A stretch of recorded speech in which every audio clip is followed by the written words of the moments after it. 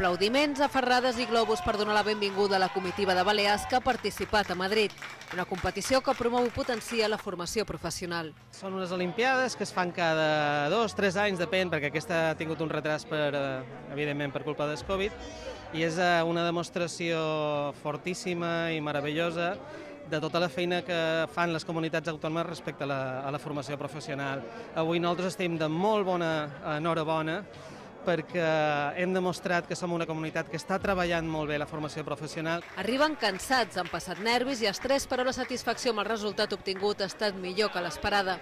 3 medalles de plata se'n van als instituts Josep Sureda i Blanes de Palma en la categoria de floristeria i 2 més al Centre de Manacor per a Administració de Sistemes en Xarxa i Desenvolupament Web.